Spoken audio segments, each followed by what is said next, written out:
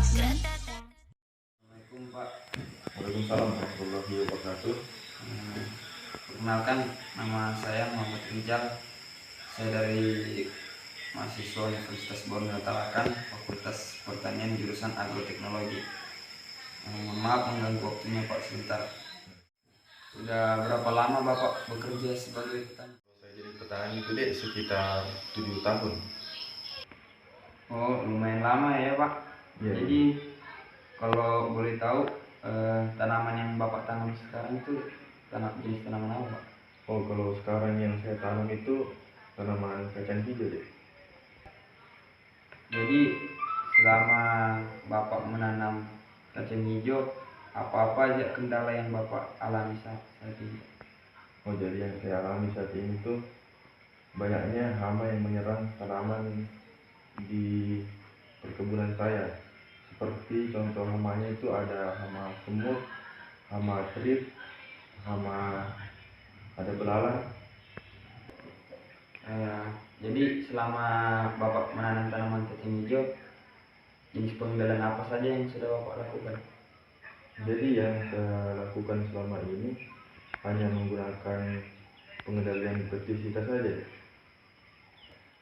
Oh, jadi selama ini Bapak hanya menggunakan pestisida. Iya. Jadi sebenarnya Pak, untuk pengendalian tanaman kacang hijau hanya sebatas pestisida itu tidak baik Pak, apalagi berlebihan. Juga akan berdampak buruk pada tanaman. Nah, di sini saya ada materi untuk menjelaskan pengendalian secara alami untuk tanaman kacang hijau Pak. Jadi di sini saya akan menjelaskan ciri-ciri hama dan serta pengendaliannya Pak. Jadi yang pertama itu Pak, ada lalat bibit atau lalat kacang. Lalat bibit menyerang benih kacang hijau yang baru ditanam dan belum tumbuh. Benih yang terserang terdapat lubang-lubang kecil bekas gigitan. Serangan biasa menyebabkan benih tidak tumbuh dan membusuk. Jadi itu ciri-cirinya Pak ketika bibit kacang hijau diserang oleh lalat bibit atau lalat kacang. Dan adapun cara pengendaliannya dapat dilakukan dengan sanitasi lahan, pengolahan lahan yang baik dan pergiliran tanaman. Benih dicampur dengan insektisida Lanate atau Mekido sebelum ditanam Pak. Terus yang kedua itu ada hama penggerek buah atau penggerek polong Pak. Nah, jenis hama ini biasa menyerang polong kacang hijau dan tinggal di dalamnya. Itu yang kalau kacang hijaunya itu yang bolong-bolong Pak. Nah, inilah penyebabnya. Serangan menyebabkan polong kacang hijau menjadi busuk dan rusak. Serangan pada bunga akan menyebabkan tanaman kacang hijau tidak dapat membentuk polong lagi. Jadi ini salah satu perusak atau hama yang perusak kacang hijaunya.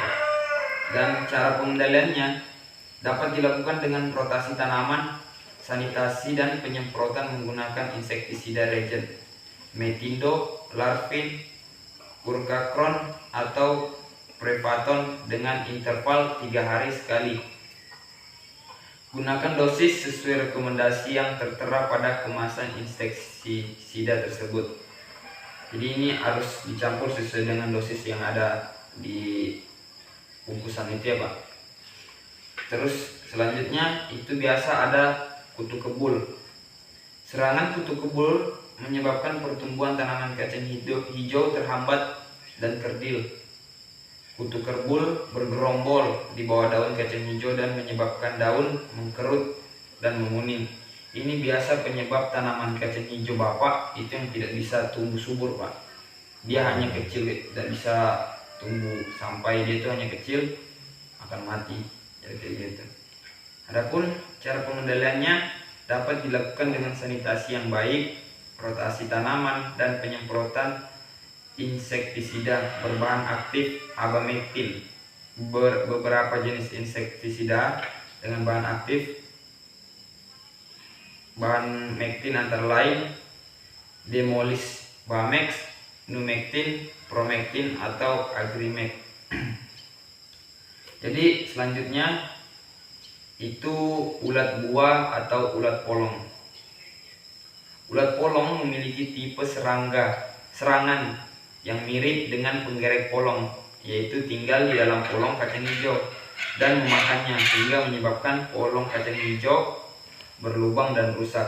Ini hamanya hampir sama dengan penggerek polong, Pak.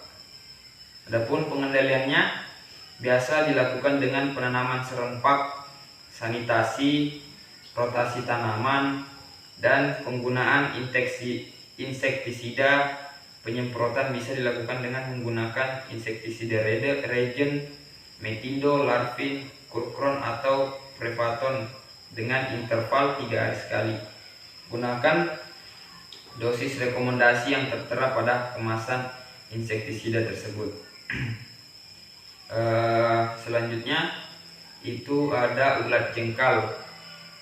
Ulat jengkal ini pemangsa segala jenis tanaman, polifek.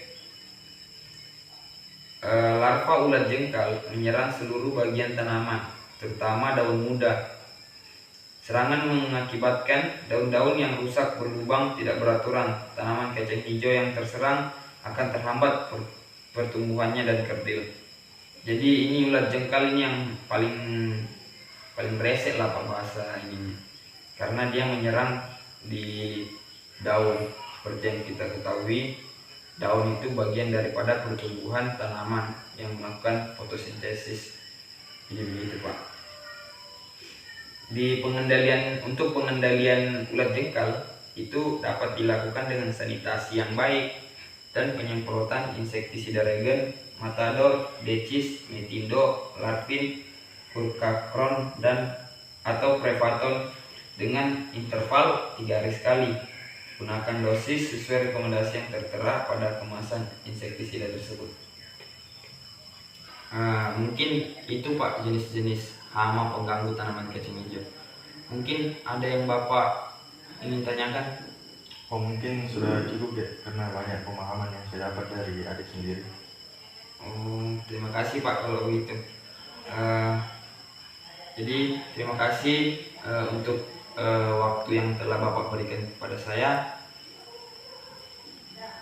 Salam Pak, terima kasih Pak.